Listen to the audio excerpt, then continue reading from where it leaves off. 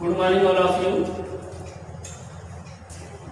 Serology में आप लोगों का पहला चैप्टर समाप्त हुआ antigen.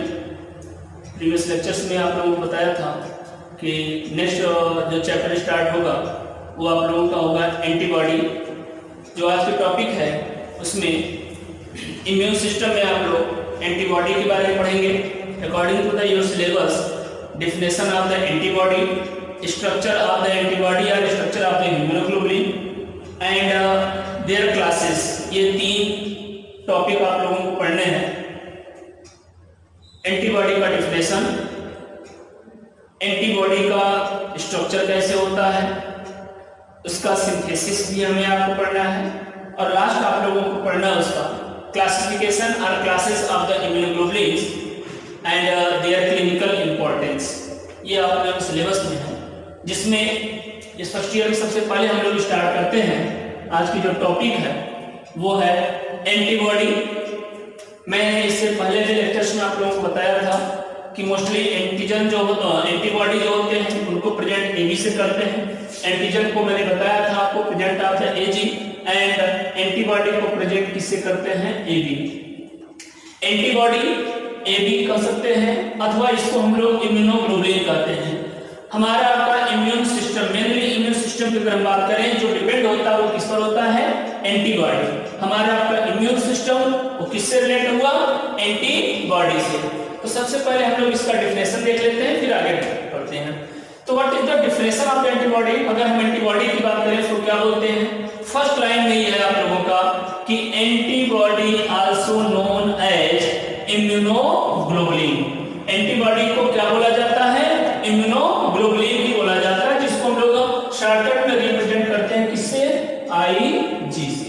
Okay, is the large Y shaped protein produced by the body's immune system. Antibody को हम लोग इम्यूनोग्लोबुलिन के नाम से भी जाने जाते हैं, जो कैसे होते हैं, लार्ज वाई शेप्ड। पिछले लेक्चर में मैंने आपको बताया था कि प्रोटीन एंटीबॉडी का स्ट्रक्चर कैसा होता है, वाई शेप होता है। कैसा होता है ये, वाई शेप, वाई शेप होता है इसका। तो लार्ज वाई शेप प्रोटीन होते हैं, याद रखना ये किसके बने होते हैं, एज अ प्रोटीन। जैसे एंटीजन के बारे में मैंने आपको बताया था कि मैक्सिमम उसमें क्या बात आया था, प्रोटीन का। ऐसे ही एंटीबॉडी की हम बात करते हैं तो एंटीबॉडी को इम्यूनोग्लोबुलिन कहते हैं, लार्ज वाई शेप में होते हैं। ये मोस्टली किसके बने होते हैं, प्रोटीन के, जो प्रोड्यूस करते हैं। क्या प्रोड्यूस करते हैं, किसके द्वारा प्रोड्यूस होते हैं, bye the body's immune system. तो हमारी बॉडी में जो इम्यून सिस्टम होता है उसके द्वारा जो प्रोड्यूस होता है वो क्या होता है, एंटीबॉडी। तो एंटीबॉडी का काम क्या हुआ भाई, इम्यून सिस्टम जब किसी भी एंटीजेंस के अगेंस्ट में जो जनरेट करता है वो क्या जनरेट करता है, एंटीबॉडी। तो एंटीबॉडी एक प्रकार का प्रोटीन होता है, वाई शेप होते हैं ये लोग, और बने किसके होते हैं, प्रोटीन के बने होते हैं। दूसरी लाइन अगर इसमें देखें, हमने आपको दिया है कि the production of antibodies is a major function of the immune system. हमारे आपके इम्यून सिस्टम की अगर बात करें, उसका जो मेजर फंक्शन कौन प्ले करता है, एंटीबॉडी। अगर एंटीबॉडीज नहीं है तो इम्यून सिस्टम हमारा आपको क्या हो सकता है, घात हो सकता है। हमारा आपका इम्यून सिस्टम जो डिपेंड है वो किस पर है,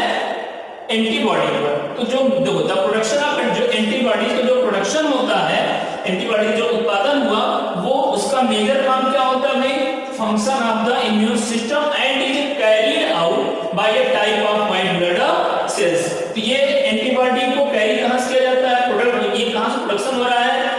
मैं इससे पहले भी आप लोगों को बताया था, जब एंटीजन की टॉपिक पढ़ा रहे थे तो वहां पर आप लोगों को बी सेल एंड आपको टी सेल, दो टॉपिक आपको पढ़ने को मिला था कि बी सेल क्या होते हैं और टी सेल क्या होते हैं। तो बी सेल के बारे में मैंने आपको बताया था कि प्रोड्यूस एंटीबॉडी। जब भी कोई बैक्टीरिया, कोई फंगस, कोई वायरस या कोई भी माइक्रो ऑर्गेनिज्म या कोई भी एक्सटर्नल फैक्टर क्या होता है, एंट्री करता है, तो उस टाइम सबसे पहले एंटीबॉडी जो कौन जनरेट करता है, हमारा आपका बी सेल, आई मीन जो बी लिम्फोसाइट होता है। तो बी सेल जनरेट करता है क्या, एंटीबॉडी। तो मेनली यहाँ पे यही बात आया कि the production of antibody is a major function of immune system. मतलब एंटीबॉडी का जो प्रोडक्शन होता है उसका मेन काम क्या होता है, इम्यून सिस्टम में पार्टिसिपेटिंग करना, एंड उसको कैरी किया जाता है किससे, carried out by a type of white blood cell. जिसको कैरी किया जाता है किसके द्वारा, व्हाइट, एक प्रकार का व्हाइट ब्लड सेल्स होता है जिसको हम लोग क्या बोलते हैं, बी तो बी सेल के माध्यम से क्या होता है, आपका प्रोड्यूस होगा एंटीबॉडी। बी सेल को और हम लोग क्या बोलते हैं, ये लिम्फोसाइट भी कहा जाता है या बी लिम्फोसाइट। ये एक प्रकार का क्या होता है, डब्ल्यूबीसी में व्हाइट ब्लड सेल्स होते हैं जो डिफरेंशिएटेड होते हैं किसमें, B cell. B cell differentiate होकर के किसमें बदल जाता है, प्लाज्मा सेल्स में। I mean B cell converted into plasma cell. ये भी मैं आपको पहले बताया था कि बी सेल कन्वर्ट होगा प्लाज्मा सेल में। प्लाज्मा सेल क्या जनरेट करेगा, एंटीबॉडी। दो तरीके की एंटीबॉडी ये आएगा, एक जो आपको अटैकिंग वाला एंटीबॉडी होगा वो, और दूसरा उसका क्या करता था, मेमोरी एंटीबॉडी में मेमोरी में उसको क्या करता था, शेप करता था। तो जो अटैकिंग एंटीबॉडी है, जो उसका एक्टिव एंटीबॉडी है, वो उस एंटीजन से क्या करता था, रिएक्शन करता था और उसको क्या करता था, डिस्ट्रॉय करता था। ये पिछले लेक्चर्स में भी आपको बताया था कि यहाँ पे भी वही बात आया कि जो बी सेल्स होता है डिफरेंशिएट हो जाता है किसमें, प्लाज्मा सेल में। और प्लाज्मा सेल क्या जनरेट करता है भाई, एंटीबॉडी। और ये एंटीबॉडी का काम क्या होता है, जो एंटीजन है या जो भी एक्सटर्नल फैक्टर है उसको क्या करता है, ये किल करता है। जनरली मैंने उसमें और भी आपको दिया है कि द प्रोड्यूस्ड एंटीबॉडी, जो एंटीबॉडी प्रोड्यूस होते हैं बाइंड टू स्पेसिफिक एंटीजन। अभी लाइन में बताया कि जो ये एंटीबॉडी जो प्रोड्यूस हुए हैं, जो जनरेट हुए एंटीबॉडीज, ये क्या करते हैं, स्पेसिफिक एंटीजन से क्या करते हैं, बाइंड करते हैं और express in the external factors and cancer cell. हम चाहे एक्सटर्नल फैक्टर की बात कर लें या कोई कैंसर सेल की बात कर लें, एक्सटर्नल फैक्टर्स के केस में कौन आ जाएगा, जितने भी माइक्रो ऑर्गेन्स हो गए हुए, तो उनमें क्या करते हैं, उनको क्या करता है, ये बाइंड करता है। बाइंड करने का मतलब होता है कि ये कैसा शेप होता है, वाई शेप होता है। ये वाई शेप वाला जो एरिया होता है, ये किसको बाइंड कर लेता है, एंटीजन को बाइंड करके यहाँ पर क्या होता है, रिएक्शन, एंटीबॉडी रिएक्शन। और इस रिएक्शन के माध्यम से इसको क्या करता है, ये किल करता है या इस एंटीजन को क्या करता है, डिस्ट्रॉय करता है। ओके, अगर हम ओरिजिन की बात करें तो कैसे ओरिजिन होता है, बड़ा ध्यान दीजिएगा आप लोग। ये सपोज दैट ये है हमारा आपका बी सेल। बी सेल जैसे ही जब कोई भी माइक्रो ऑर्गेन्स या एक्सटर्नल फैक्टर या एक कोई कैंसर सेल एंट्री किया हमारी बॉडी में या कैंसर सेल जनरेट हुआ, तो उसके अगेंस्ट में हमारा आपका बी सेल किसमें कन्वर्ट हो जाएगा, प्लाज्मा सेल। मैंने आपको इससे पहले बताया था कि plasma cell converted into B cell converted into plasma cell by the cytokine. मैंने आपको साइटोकाइन बताया था, उसमें जो टी सेल के द्वारा केमिकल मैसेंजर आते थे उसके माध्यम से बी सेल कन्वर्ट किसमें हो जाता था, प्लाज्मा सेल में। और प्लाज्मा सेल क्या प्रोड्यूस करते हैं, एंटीबॉडी। अब देखो प्लाज्मा सेल क्या प्रोड्यूस की, ये एंटीबॉडी प्रोड्यूस किया।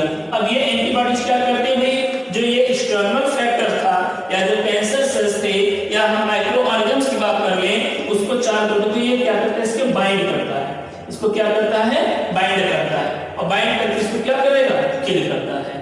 तो ये होता है मेन वर्क। अगर हम बात करें ये काम होता है किसका, एंटीबॉडीज का।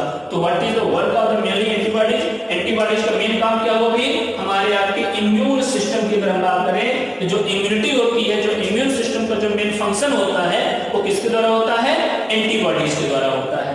ओके, अगेन देखते हैं फिर से कि व्हाट इज द एंटीबॉडी। मैंने आपको बताया कि एंटीबॉडी को हम लोग क्या बोलते हैं, इम्यूनोग्लोबुलिन बोलते हैं या इम्यूनोग्लोबुलिन। इसको डिनोटेड किया जाता है किससे, आईजी से। आईजी, आईजीजी, अभी ये टाइप्स आप लोग पढ़ेंगे, वहां पर आपको कई मिलेंगे, जैसे IG, IgG, IgD, IgA, IgM, ये इस तरीके से आपको टाइप्स आपका एंटीबॉडी मिलेंगे। अकॉर्डिंग टू द प्रोटीन्स आगे मिलेगा, जो आप लोग टाइप्स पढ़ेंगे तो वहां समझ में आएगा कि प्रोटीन नंबर ऑफ प्रोटीन्स उनके अकॉर्डिंग या स्ट्रक्चर अकॉर्डिंग वो चेंज किए जाएंगे। तो एंटीबॉडीज क्या होते हैं भाई, एंटीबॉडीज को इम्यूनोग्लोबुलिन भी बोला जाता है। ये लार्ज वाई सेल होते हैं, वाई सेल में होते हैं, प्रोटीन का बने होते हैं। ये किसको प्रोड्यूस करते हैं, बॉडी में इम्यून सिस्टम के द्वारा क्या होते हैं, ये प्रोड्यूस होते हैं। तुम्हारा आपका इम्यून सिस्टम क्या प्रोड्यूस करता है, एंटीबॉडी। क्या होता है एंटीबॉडीज, प्रोटीन होता है। किसका बना होता है, सॉरी कैसा बना होता है, वाई सेल का बना, वाई सेल होता है उसका स्ट्रक्चर कैसा होगा, वाई सेल। उसका शेप कैसा होगा, वाई सेल होता है। आगे अगर हम देखते हैं कि जो प्रोडक्शन ऑफ एंटीबॉडीज का जो प्रोडक्शन होता है, उसका जो मेन फंक्शन होता है, जो मेजर फंक्शन होता है वो क्या है, इम्यून सिस्टम। इम्यून सिस्टम में जो उसका जो मेजर फंक्शन जो होता है या एंटीबॉडीज का मेन काम क्या हुआ, मेजर फंक्शन क्या हुआ, इम्यून सिस्टम। मतलब हमारे आपके इम्यून सिस्टम को बनाना है, इम्यून सिस्टम को मजबूत करने का काम करता है, या इम्यूनिटी की बात करते हैं तो इसी के द्वारा आया। एंड और क्या करता है भाई, ये कैरी किया जाता है किसके द्वारा, ये टाइप्स एक प्रकार का WBC व्हाइट ब्लड सेल्स होता है, जिसको हम लोग बोलते हैं बी सेल, या बी सेल को हम लोग क्या बोल सकते हैं, बी लिम्फोसाइट। तो बी लिम्फोसाइट के माध्यम से क्या होता है, कैरी होता है। इसको कैरी एंटीबॉडी जो कैरी करने वाला कौन काम किया, ये हमारा आपका बी सेल। बी सेल क्या है, एक प्रकार का WBC I mean B lymphocytes होता है। और यही बी सेल आगे डिफरेंशिएट होता है, कन्वर्टेड होता है किसमें, प्लाज्मा सेल में। और प्लाज्मा सेल का काम क्या होता है, प्रोड्यूस एंटीबॉडी। एंटीबॉडी का काम क्या होता है, वही एक्सटर्नल फैक्टर या जो कैंसर सेल्स होते हैं उनके साथ क्या करना, रिएक्शन करना है, उनको किल करने का काम करता है। तो the production of antibodies bind to specific antigen, जो एंटीबॉडी जनरेट हुआ है, हर एक एंटीबॉडी एक स्पेसिफिक एंटीजन, जैसे सपोज दैट प्रेजेंट टाइम में हम बात करें कोरोना की बात कर लेते हैं, तो corona virus as the types of antigen किस ग्रुप में एंट्री करता है, एंटीजन ग्रुप में। तो हमारा आपका इम्यून सिस्टम जो होता है वो इस कोरोना वायरस के अगेंस्ट में क्या जनरेट करेगा, एंटीबॉडी।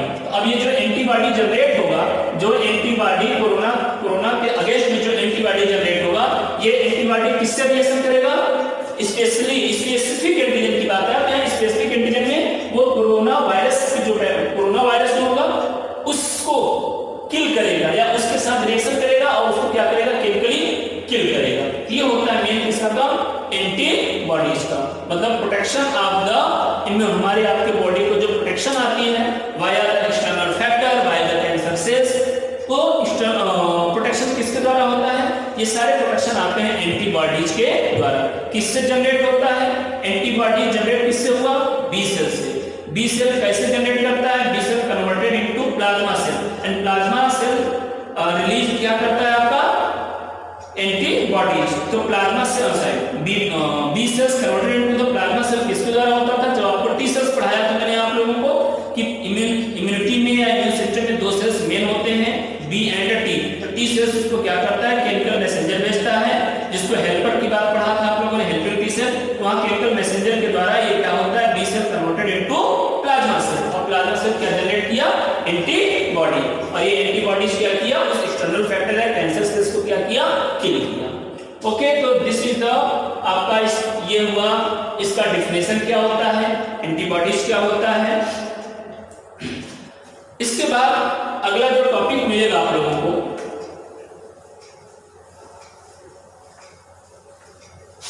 वो है स्ट्रक्चर ऑफ एंटीबॉडी। एंटीबॉडी का स्ट्रक्चर कैसे होता है,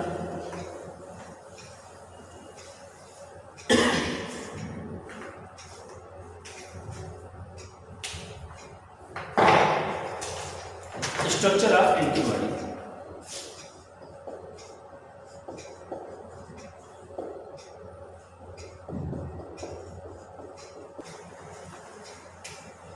आप लोगों का नेक्स्ट टॉपिक जो है स्ट्रक्चर ऑफ एंटीबॉडी।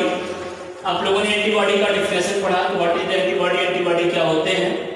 मैंने उसमें आप लोगों को डिटेल में बताया भी कि एंटीबॉडी प्रोड्यूस कब होता है हमारे आपके इम्यून सिस्टम में, प्रोड्यूसिंग मैंने बताया जब भी कोई एंटीजन या कोई भी एक्सटर्नल फैक्टर हमारी बॉडी में एंट्री करता है, देन हमारी बॉडी में पाया जाने वाला जो blood cells I mean white blood cells में एक प्रकार का लिम्फोसाइट सेल्स होता है, जिसको हम लोग बी लिम्फोसाइट सेल्स बोलते हैं, बी लिम्फोसाइट बोलते हैं। तो बी लिम्फोसाइट्स क्या जनरेट करता है, उस एंटीजन आई मीन जो एक्सटर्नल फैक्टर एंट्री किया हुआ है उसके अगेंस्ट में क्या जनरेट करता है, उसके अगेंस्ट में एंटीबॉडी जनरेट करता है, जो कि हमारे आपके इम्यून सिस्टम का रिस्पांसिबिलिटी जो होती है वो उसी के माध्यम से हुआ, इम्यून सिस्टम हमारा उसी पर डिपेंड हुआ। हमने उसका डिफिनेशन आपको बता दिया कि वो किसका बना होता है, प्रोटीन का बना होता है। अगर प्रोटीन का बना होता है मैंने उसमें और भी डिटेल्स आई दी है कि कैसे प्रोटीन का बना है, उसमें कौन कौन से हैं, या प्रोटीन से अगर बना हुआ है तो कैसे वो एंटीजन को अटैक कर रहा है, कैसे उससे रिएक्शन कर रहा है, ये चीजें आप लोगों ने पढ़ा। यहाँ पर हम चलते हैं कि what is the structure of the antibody. Antibody का स्ट्रक्चर होता कैसा है, बार बार ये आप लोगों को आता गया है डिफिनेशन में भी कि वाई सेल कैसा होता है, ये लार्ज वाई सेल, ये एक जैसे लार्ज वाई होता है ऐसे ही शेप में होता है हमारा आपका एंटीबॉडी। अब ये लार्ज वाई सेल जो होता है अगर देखेंगे तो इसका ऑर्गेनाइज भी प्रोटीन का है, लेकिन इसमें कई स्ट्रक्चर, कई बातें आती है, कई अलग अलग इसमें वर्ड मिलेंगे कि कौन कौन से पार्ट इसमें हैं। यहाँ आप लोगों को स्ट्रक्चर मैंने आपको दिया है। पहले आप लोग इसका स्ट्रक्चर थोड़ी सी समझ लीजिए, फिर यहाँ आप लोगों को क्लियर समझ में आएगा कि कैसे कैसे क्या क्या बना होता है। एंटीबॉडी का कौन सा पोर्शन जो होता है वो एंटीजन से बॉन्डिंग करता है, कौन सा पोर्शन नहीं करता। फिलहाल हम देखते हैं स्ट्रक्चर ऑफ एंटीबॉडी में सबसे पहला लाइन जो मैंने आपको दिया है कि antibodies are heavy globular plasma proteins. आप लोग बायोकेमिस्ट्री पढ़ते समय पढ़ा होगा आप लोगों ने दो तरीके के ग्लोबुलर और नॉन ग्लोबुलर में आप लोगों ने पढ़ा था। ये ग्लोबुलर प्रोटीन होता है, याद रखना। ग्लोबुलर प्रोटीन अगर होते हैं, कैसे प्रोटीन होते हैं? Globular plasma protein. समान एंटीबॉडी पाया कहाँ जाएगा? हमारे आपके प्लाज्मा में। हमारा आपका जो सीरम की बात हम कर सकते हैं, तो हमारा आपका जो प्लाज्मा होता है, प्लाज्मा में क्या पाया जाता है? उस प्लाज्मा में प्लाज्मा ग्लोबुलर प्लाज्मा प्रोटीन्स। अब ये कैसे प्रोटीन होते हैं? ग्लोबुलर। कहाँ प्रेजेंट? प्लाज्मा। तो antibodies are heavy globular plasma and Y cell. कैसे होते हैं? ग्लोबुलर प्रोटीन्स होते हैं और कैसे होते हैं? वाई सेल में होते हैं। In the structure of the antibody, अगर हम एंटीबॉडी के स्ट्रक्चर की बात करें तो इसमें कुल कितने पॉलीपेप्टाइड चेन्स होते हैं? कुल 4 पॉलीपेप्टाइड चेन्स होते हैं। ओवरऑल अगर हम देखेंगे तो 1 2 3, अगर ऐसा देखेंगे 2 यहाँ पर 2 यहाँ पर, तो कुल कितने पॉलीपेप्टाइड चेन्स होते हैं? 4। थोड़ा ध्यान दीजिएगा, एक रेड से है, एक ब्लू से मैंने आपको बनाया है। एक पॉलीपेप्टाइड चेन ये हुआ, एक ये हुआ, एक ये हुआ, एक ये हुआ, पर दोनों में डिफरेंस यही होता है कि दो होते हैं, एक हैवी होता है, एक क्या होता है? एक हैवी होगा, एक लाइट होगा। आगे मिलेगा आप लोगों को। 2 देखो 4 पॉलीपेप्टाइड चेन्स, तो 4 पॉलीपेप्टाइड चेन्स कहां से क्लियर हुआ? 1 2 3 4। तो antibody have the 4 polypeptide chain. और पॉलीपेप्टाइड चेन का मतलब क्या हुआ? As the protein. वो क्या हुआ? प्रोटीन। कौन सा प्रोटीन है? Globular protein. तो 4 पॉलीपेप्टाइड चेन्स जिनमें 2 हैवी एंड 2 लाइट। देखो जो ये ब्लू से मैंने बनाया, ये क्या होते हैं आपके? हैवी। यहां पर मैंने दिया है दिस इज द हैवी। ये कौन सा चेन होता है? हैवी चेन हो गया। ये रेड वाला मैंने क्या बनाया आपका? लाइट चेन होता।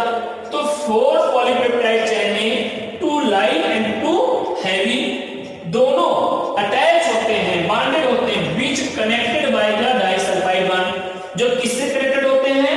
Disulphide bond. देखो ये दोनों किससे कनेक्टेड है? Disulphide bond. I mean 1 heavy chain and 1 light chain connected via the disulphide bond. Okay, 4 आपको चेन मिले किसके? पॉलीपेप्टाइड के 4 चेन। 4 चेन्स में से 2 चेन्स जो होते हैं ठीक हैवी और 2 क्या होते हैं? लाइट। जो हैवी चेन्स हो एंड लाइट चेन्स हो, 1 हैवी एंड 1 लाइट कनेक्टेड होते हैं किसके द्वारा?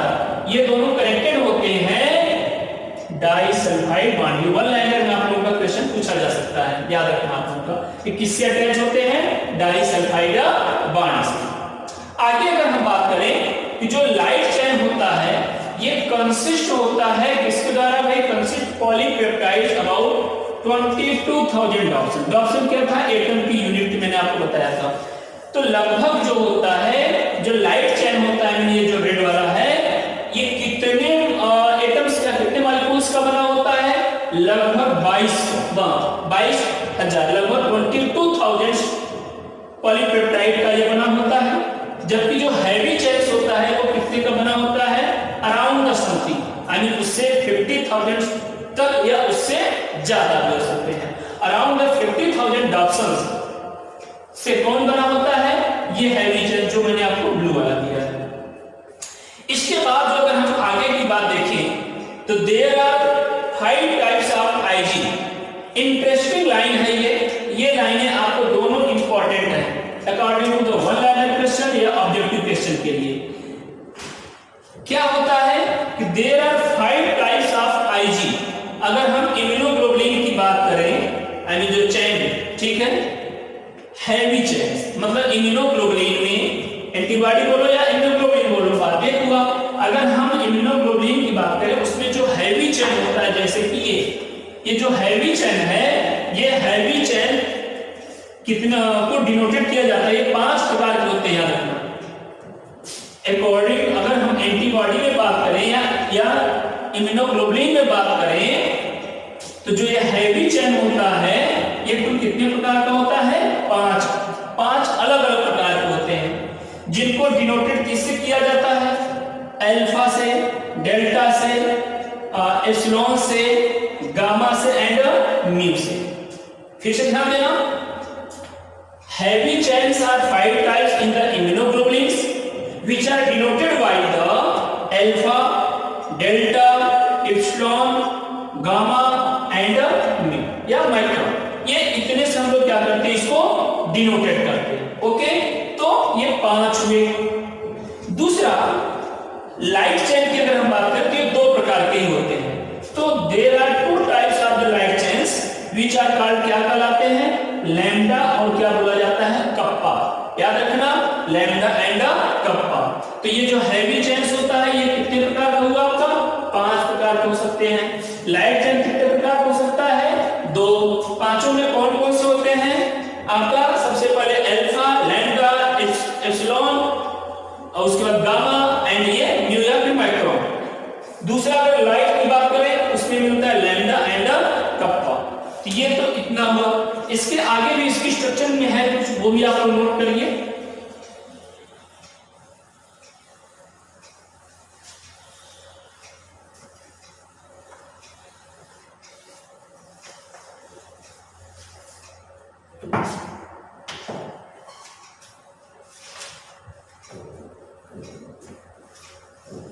अभी तो आप लोगों ने किसको देखा कि कैसे चेन का होता है। अब चेन के बाद इसमें देखो मैंने 2 पोर्शन बनाया है, एक ये वेरिएबल और एक बनाया है आप लोगों का कौन सा? ये कांस्टेंट रीजन। इसके बारे में भी थोड़ा सा लिखना है आप लोगों को। तो N antibody is made of, N antibody is made of variable region,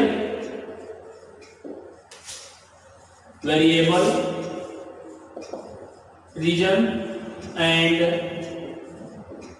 constant variable region हो जाएगा एंड कांस्टेंट रीजन। ओके, 2 इसमें रीजन मिलते हैं, variable region and constant region. Variable regions are, ठीक, ये क्या होते हैं? Chains in the chains another chains another depending in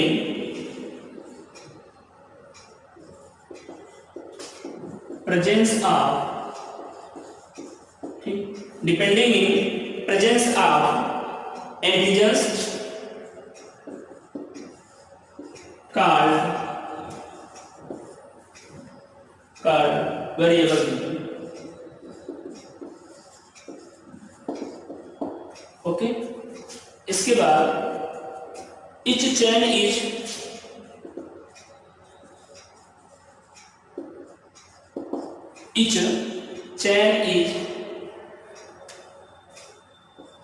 immunoglobulin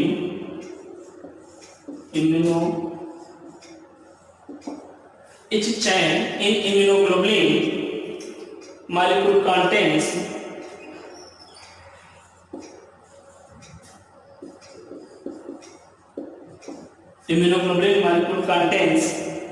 amino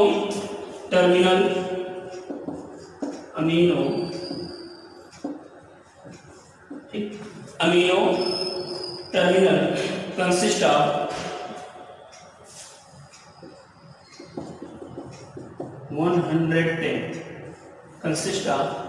110 amino acid and differ from one another and differ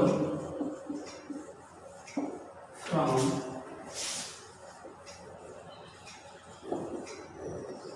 one another। ठीक है, इसमें आप लोगों को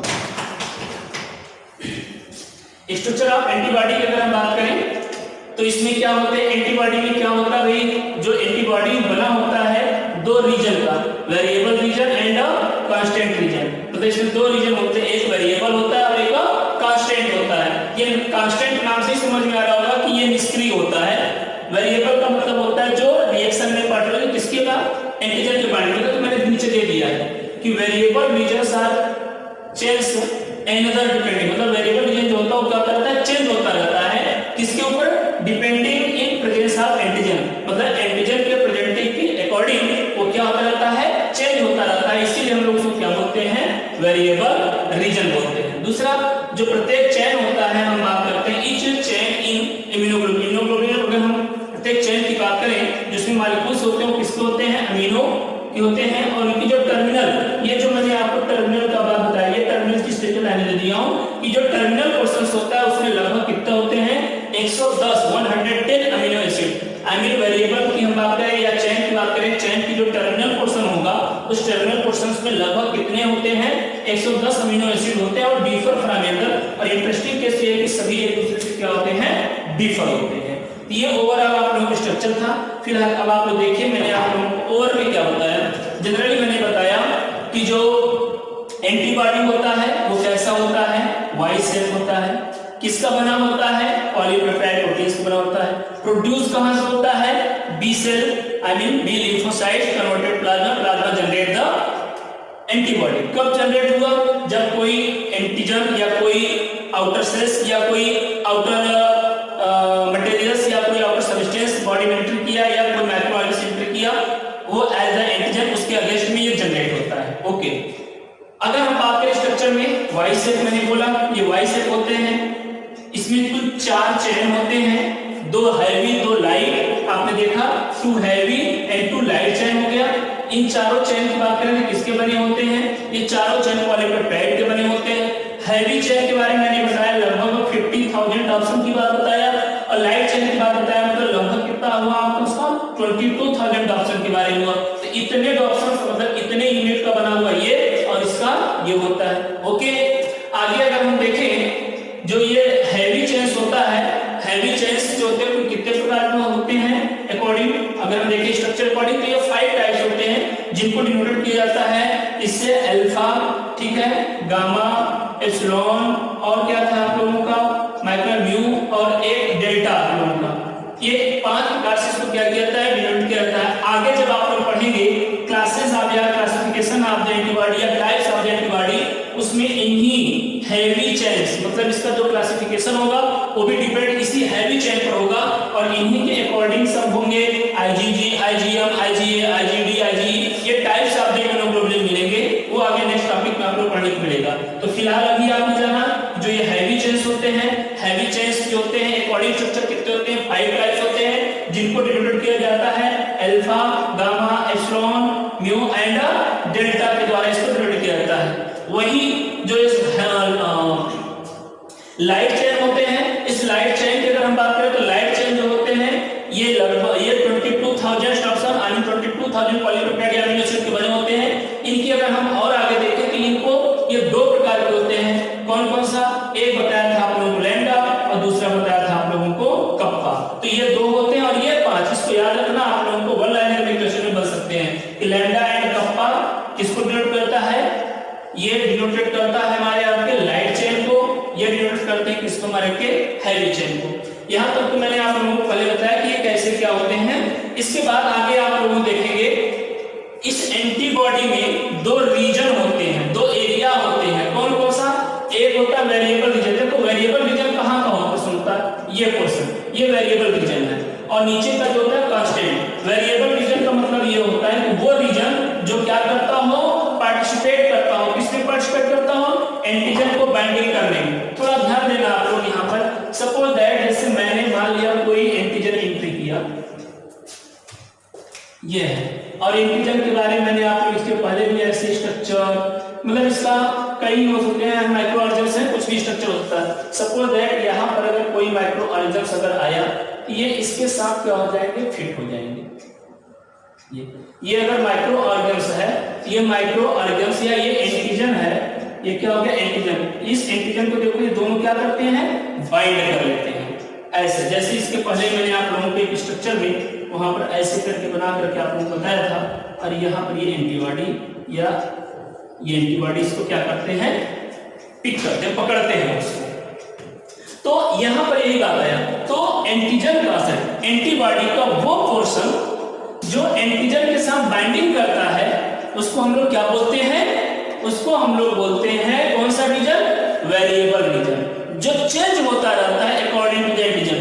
अब देखो ऐसा नहीं कि मैंने ऐसा स्ट्रक्चर बना दिया तो ये इसका फिक्स हो गया, ऐसा नहीं, ये वेरिएबल रीजन क्या होता रहता है, चेंज होता रहता है। किसके अकॉर्डिंग, आपने लिखा भी है कि ये variable region are change another depending in presence of antigen. तो जो वेरिएबल रीजन होता है ये एंटीजन के प्रेजेंटिंग के अकॉर्डिंग क्या होता रहता है, चेंज होता रहता है, इसीलिए इसको वेरिएबल बोलते थे। तो जैसा एंटीजन आएगा इसका स्ट्रक्चर वैसा हो जाएगा, कि जो बाइंडिंग करने वाला साइट है। अब अगर हम और अगर देखें तो हमने आपको बताया था, एक पढ़ाया था आपको इपीटॉप और एक बताया था आपको पैराटॉप। तो एंटीबॉडी का जो ये पैराटॉप होता है ये वो पोर्शन होता है जो एंटीजन से बाइंडिंग करता है। तो ये पैराटॉप वाला पोर्शन क्या होता रहता है, ऑलरेडी चेंज होता रहता है या डिफरेंट हो सकता है। क्यों डिफरेंट होगा, क्यों डिफरेंशिएट होगा, क्यों चेंज होगा, चेंज होगा अकॉर्डिंग टू एंटीजन, कैसा एंटीजन आया है उसी के अकॉर्डिंग क्या होता है, चेंज होता है। ओके, तो ये तो हुआ वेरिएबल रीजन।